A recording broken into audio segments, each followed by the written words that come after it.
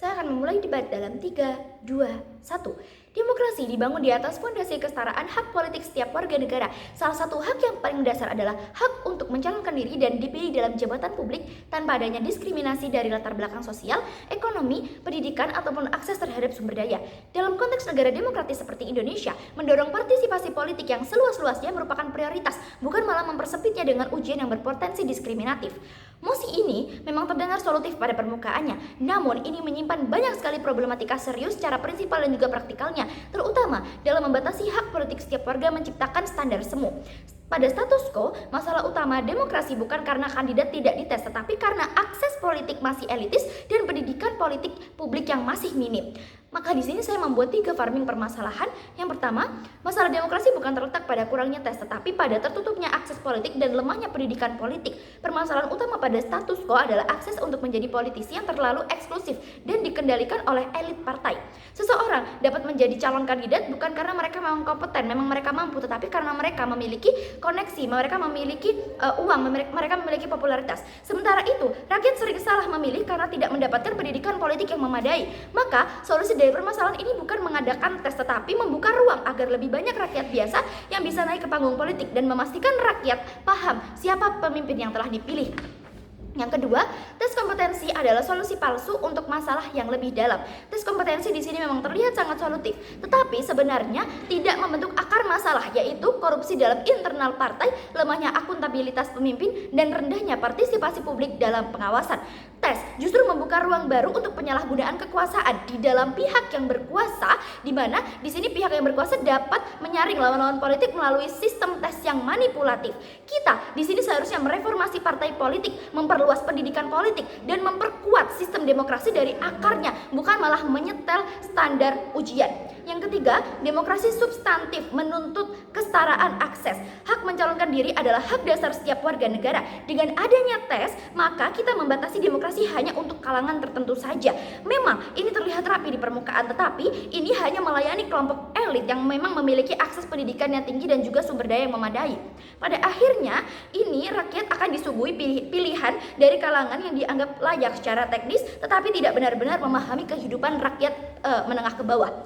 Maka di sini kami sangat menolak mosi karena mosi ini dapat mencederai prinsip demokrasi inklusif, dan tes kompetensi di sini sangat rawan disalahgunakan oleh elit politik yang berkuasa.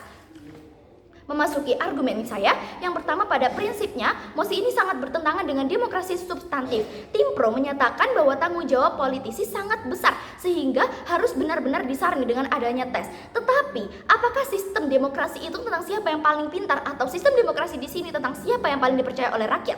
Tes di sini menciptakan elitis dan juga eksklusif, di mana hanya mereka yang lulus dengan definisi dan juga standar yang ditentukan oleh segelintir kelompok elit yang bisa mencalonkan diri sebagai pemimpin bangsa. Tentunya ini mengkhianati esensi dari demokrasi, yakni kedaulatan rakyat. Apakah kita lupa bahwa beberapa pemimpin paling efektif dalam sejarah justru tidak memiliki gelar yang tinggi atau memiliki kemampuan akademik formal, namun memiliki akar kuat di masyarakat dan juga integritas? Mekanisme yang tim Pro usulkan justru akan menghilangkan ruang bagi calon pemimpin dari akar tokoh adat, aktivis sosial, hingga pemimpin komunitas lokal yang mungkin tidak lolos pada ujian formal ini, sedangkan mereka bisa saja menjadi kandidat yang sangat mewakili suara rakyat. Yang kedua, pada praktikalnya, tes kompetensi tidak relevan dan juga rentan dimanipulasi. Tim Pro mengklaim bahwa dengan menguji kandidat dalam bidang ekonomi, hukum, dan juga sosiologi, kita dapat memastikan bahwa kandidat ini akan paham dan juga tidak akan membuat kebijakan yang sembarangan. Tetapi, di sini saya akan bertanya, siapa yang membuat soal? Siapa yang menentukan kelulusan dari soal? Siapa juga yang menjamin tidak adanya intervensi politik terhadap hasil tes yang telah diajukan? Justru di sini rakyat yang sudah tidak percaya dengan pemerintah akan semakin tidak percaya jika tidak adanya kepastian dari mekanisme pelaksanaan tes kompetensi di sini. Dengan dalih ketidaklulusan tes, kita justru menciptakan alat baru untuk mengeliminasi lawan politik secara sistematis. Contohnya dapat kita lihat dalam banyak sekali negara yang otoriter yang menyamakan represi lewat mekanisme administratif.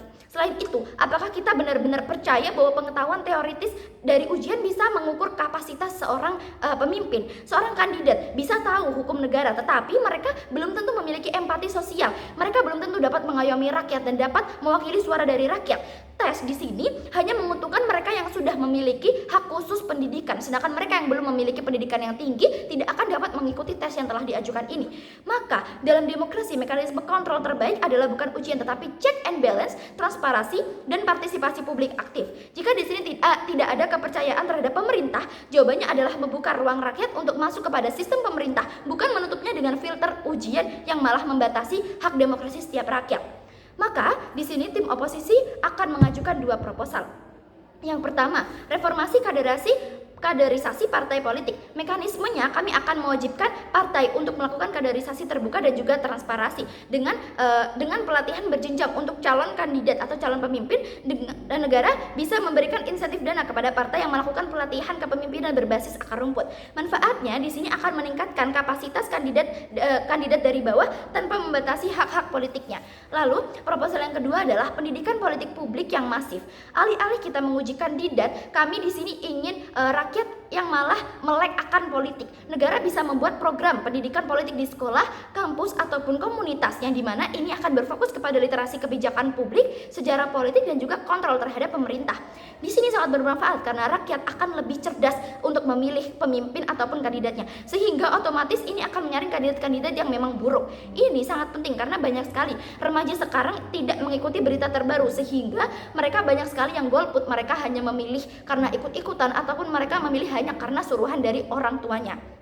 Maka mosi ini memang sangat tampak solusi cerdas, namun sesungguhnya ini sangat menyimpan jebakan elitisasi demokrasi. Dengan mewajibkan tes kompetensi, kita justru menciptakan sistem seleksi eksklusif yang akan menyingkirkan mereka yang berasal dari komunitas yang miskin, minoritas, atau mereka yang tidak memiliki akses ke pendidikan formal, padahal bisa saja mereka adalah representasi nyata dari suara rakyat, yang di mana mereka ini dapat mewakili rakyat untuk mewujudkan kepemimpinan yang baik yang peduli dengan rakyatnya dan juga negaranya.